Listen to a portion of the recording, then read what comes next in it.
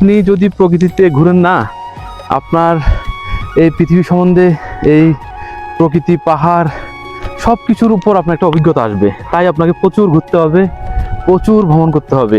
জীবন সুন্দর যদি আপনি উপভোগ করতে পারেন। আমরা উপরে উঠবো, উপরে উঠে আপনাদেরকে দেখাবো কি কঠিন কাজ। 15টি গ্রামের মানুষের সুবিধার্থে এই সিঁড়ি করা হয়, আর এই সিঁড়িকে মানুষ স্বর্গের সিঁড়ি বলে থাকেন। পাশাপাশি দেখুন উনি দেশি বড় বিক্রি করে আসতেছে। এভাবে কিন্তু এই স্বর্গের সিঁড়ি পার হয়ে মানুষ আসা যাওয়া করেন। ও মাই গড! বন্ধুরা, সবাইকে স্বাগত জানাচ্ছি খাগড়াছড়ির স্বর্গের সিঁড়ি থেকে। প্রথমবার আসছি আমি এখানে। আপনারা দেখছেন আমি স্বর্গের সিঁড়িতে দাঁড়িয়ে আছি।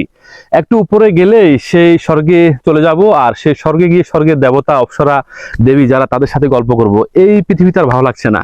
যাই হোক বন্ধুরা, আমি মজা করছি, তবে আপনাদেরকে বলে রাখি এই স্বর্গের সিঁড়িটি খাগড়াছড়ি জেলার মধ্যে সবচেয়ে জনপ্রিয় একটি স্পট, একটি ট্যুরিস্ট স্পট। এটি একটি দুর্গম পাহাড় পেরিয়ে আসতে হয়, প্রায় 2 ঘন্টা ট্রেকিং করতে হয়।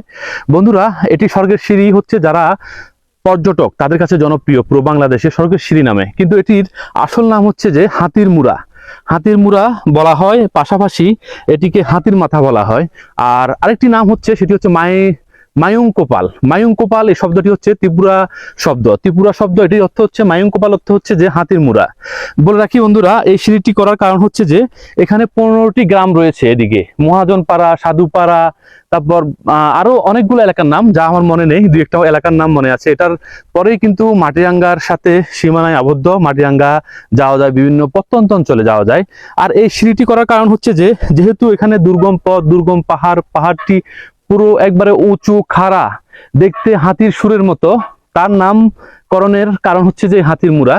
আর এখানে পাহাড় পেরিয়ে সে দুর্গম পথে যেতে মানুষের অনেক কষ্ট হতো। তাই 2015 সালে চট্টগ্রামের উন্নয়ন বোর্ডের অধীনে এই সিঁড়িটি করা হয়। এটি প্রায় সমুদ্রপৃষ্ঠ থেকে 300 ফুট উপরে। এই সিঁড়ি বেয়ে কিন্তু 15টি গ্রামের সাথে সংযোগ তৈরি করা হয়েছে। এখানে যারা দৈনন্দিন কাজ করেন, যারা পাহাড়ি জনগোষ্ঠী ত্রিপুরা, মারমা, তারা এই সিঁড়ি দিয়ে আসা যাওয়া করেন, খাগড়াছড়ি যেয়ে থাকেন। তাদের জীবন জীবিকা বলা যায় এই সিঁড়ি দিয়েই কিন্তু পার হয়ে তারা সেই বিভিন্ন গ্রামে যান। আমি প্রথমবার এই স্বর্গের সিঁড়িতে আসছি, তাই ভাবলাম আপনাদেরকে তুলে ধরি এই সুন্দর দৃশ্য। আপনারা যারাই খাগড়াছড়িতে আসবেন, এই স্বর্গের সিঁড়ি ট্রেকিং করার চেষ্টা করবেন। তবে আমার মনে হয় আপনারা যদি ট্রেকিং করেন, একটি পুরো দিনে লেগে যাবে স্বর্গের সিঁড়িতে আপনাদের আসার যে সময়। কারণ আসতে প্রায় 2 ঘন্টা, যেতে 2 ঘন্টা, এখানে 1.5-2 ঘন্টা মিলে পুরো দিনে কিন্তু আপনাদের চলে যাবে এই স্বর্গের সিঁড়ি আপনারা যদি দেখতে আসেন। তাই আপনারা প্ল্যান করে আসবেন এই স্বর্গের সিঁড়ি দেখার জন্য।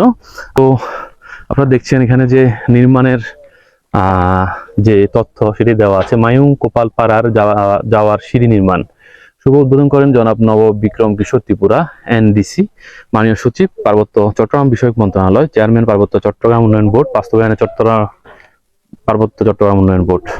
13 জুন 2015 সালে এটি উদ্বোধন করা হয়। তো সেই স্বর্গের সিঁড়িতে যাচ্ছি। ওয়াও, আকাশ পুরো নীল, কি দারুণ লাগছে! অসাধারণ, অসাধারণ, দারুণ।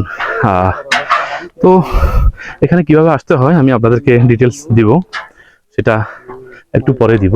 তবে আমরা ভাবছি আজকে যেহেতু খুব ঘন কুয়াশা পড়ছে, আমরা ভাবছি সূর্যের দেখা পাবো না। যেহেতু সূর্যের দেখা পাবো না, ভিডিও ছবি সুন্দর আসবে না। যাই হোক, আমরা সূর্যের দেখা পেয়েছি, ভিডিও ক্লিয়ার আসছে, তারপর ছবিও খুব ক্লিয়ার আসছে। আর এখান থেকে নাকি পুরো খাগড়াছড়ি শহর দেখা যায় পাহাড় থেকে। ও মাই গড, অনেক উঁচু।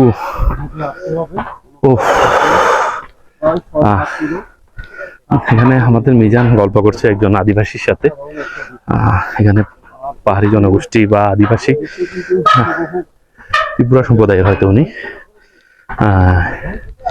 দারুণ, দেখুন দেখুন দেখুন আশেপাশে প্রকৃতি দেখুন। ওয়াও, দারুণ, অনেক উঠতে হবে আরো। আর এখানে যে মানুষ এক গ্রাম থেকে অন্য গ্রামে যায় সে দৃশ্য আপনারা দেখছেন। একজন কাকুকে, কাকুর নাম কি মিজান? এই কাকু, আপনার নাম কি? হ্যাঁ, সবিন্দ্র ত্রিপুরা। কাকুর নাম হচ্ছে সবিন্দ্র ত্রিপুরা। দেখেন উনি কি বাজার করে আসতেছে, বাজার থেকে কোথায়? খাগড়াছড়ি সদরে গেছে। দেখুন উনি দেশি বড়ই বিক্রি করে আসতেছে।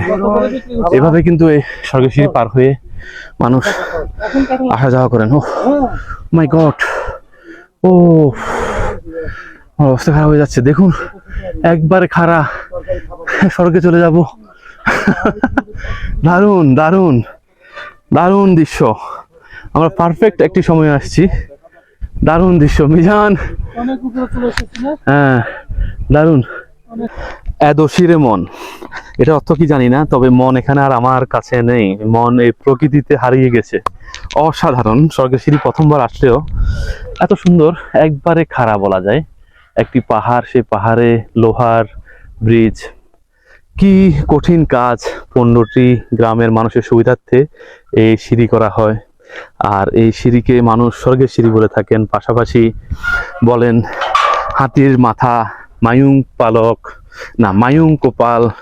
মানে অসাধারণ। আপনি যদি প্রকৃতিতে ঘুরেন না, আপনার এই পৃথিবী সম্বন্ধে, এই প্রকৃতি, পাহাড় সব কিছুর উপর আপনার একটা অভিজ্ঞতা আসবে। তাই আপনাকে প্রচুর ঘুরতে হবে, প্রচুর ভ্রমণ করতে হবে। জীবন সুন্দর যদি আপনি উপভোগ করতে পারেন। আমরা উপরে উঠবো, উপরে উঠে আপনাদেরকে দেখাবো এর উপরের দৃশ্য। উপর থেকে নাকি খাগড়াছড়ি শহর পুরো দেখা যায়।